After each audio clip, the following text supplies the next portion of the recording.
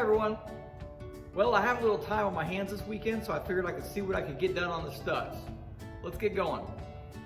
So the first order of business on this video is to talk about the distributor. So despite my best efforts and all the penetrating oil in the world, I could not get this distributor to work, so I had to disassemble it. What I found is that in this area right here, there is a centrifugal advance inside here, which is really cool for 1927. This mechanical advance was frozen and it now works like it should and should be able to be operated easily from in the cab. And inside here, there was a bushing that was completely frozen in there. And it was a little bit swelled, so I had to take it out and put it on the lathe and turn it down a little bit in order to get this thing working.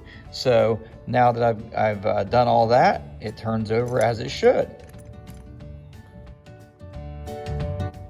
So now that all the mechanical parts are fixed on this distributor, it's time to work on the electronics. So despite the ugly appearance, those points do work. Everything I've seen about these distributors usually has two condensers that are internal, and then they have two sets of points, which this does. Then they have two wires. They would have a wire here and a wire over here on this side, and obviously, two coils, and so essentially two completely independent ignition systems. This doesn't appear to be that way. So what we have here is a cam where the points ride on. It only has 4 lobes. With two independent ignition systems, we would have 8 lobes on there because it would fire 8 times, one for each set of ignition systems. So, but this doesn't have that. This has 4 lobes. So it was baffling me how in the world we get 8 fires out of 4 lobes. Well, the way we do that is these points alternate. So as one of them is on the lobe, the other one is in the flat part of the lobe. So, so one opens, then the other one opens, and then so forth and so on. And then it all runs through this one wire. So in order to make sure this thing works, I set up a little bench test here. I want to make sure it's working before I put it in the car, so there's no question about its operation. So what we have here is a battery, we have the 2 coils, we have the distributor, we have an ohm meter, and then we have spark testers. Now, as far as the spark testers go, we have 2 different types here. We have one which will just show a spark, and then we have one which will show the intensity of the spark. It's an adjustable tester so that you can run this little rod out further so that the spark has to jump a bigger gap to test how strong the spark is. So this one will tell me if it has spark, this one will tell me the intensity of the spark I'm getting from the coils. So for the first test, I'm just going to use the meter here and just to check continuity. And what I'm looking for is continuity from this point here to this point over here, which is ground. So when we have continuity, we will hear an audible tone. And when we don't have continuity, then that's when the points are open and that's when the coils fire. Okay, we're going to test our ability to break continuity by turning the rotor.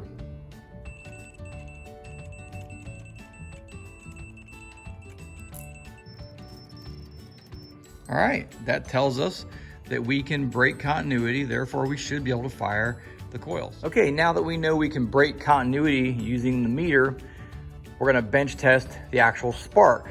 So what we have here is a ground wire that runs to the bottom of the distributor. We have a positive wire here, which I'll hook up in a second to the battery terminal, and it runs to the positive side of the first coil. And then we have these coils connected in series, and then this wire is the wire that runs back up to the side of the distributor. Now, from the coils, we're running 1 spark plug tester per coil. So that should prove the point that it'll actually fire. So I'm gonna go ahead and hook this up and see if we can get fire. Okay, so we're hooked up now. Now as I rotate this, we will see spark on these 2 testers. And that is 8 sparks per revolution. And with the light off, you'll be able to see this a little better. And there's a really good close-up of those sparks. The faster I turn this, the faster they go. So we have fire. We have a working distributor, working coils, and working ignition system. Now put the distributor back on the car.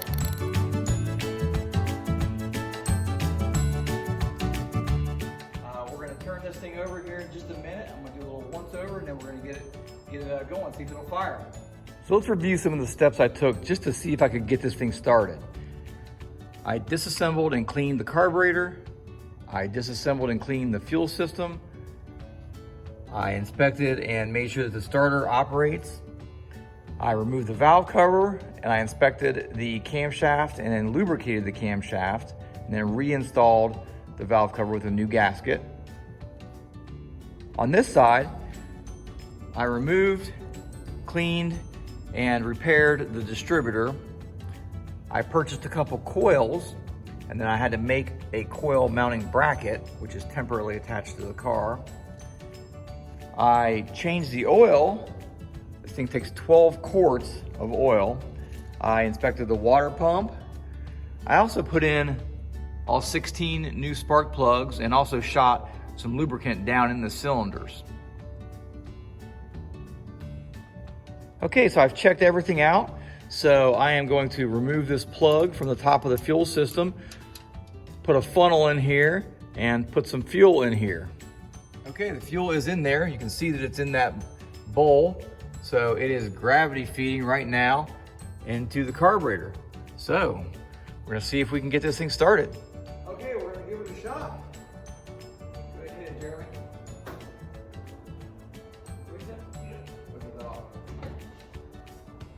Well, that didn't work. Okay, second attempt. Let's go ahead and give it a try.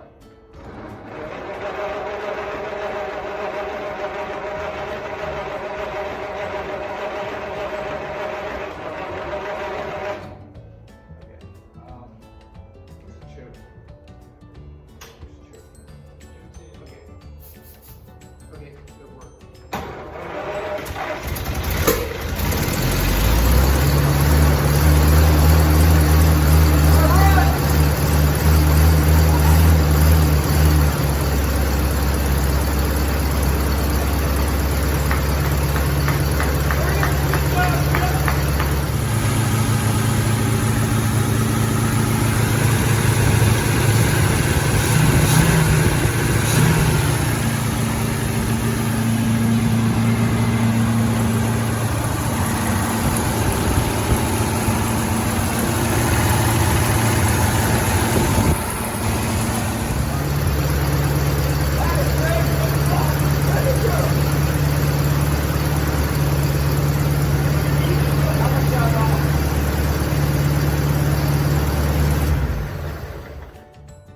Amazing. Absolutely amazing. Absolutely amazing. Well, there we have it. It runs. 95-year-old car. This thing hasn't ran in somewhere between 40 and 50 years. My entire life, I've never seen this car on the road, never seen it run, never seen it started. I know it's sat in a lot of different barns and buildings, but super excited now to see that it's actually running, that it actually does run. So that's going to be it for this video series. I appreciate any comments you have. Let me know what you think. Let me know if you like it or don't like it, whatever. Just leave a comment, like, share, subscribe, and I may be doing more work on this car. Not in this series, but obviously it needs a lot more work to get it on the road. I'd like to get it on the road, so if you subscribe, you might see that happen. Thanks for watching.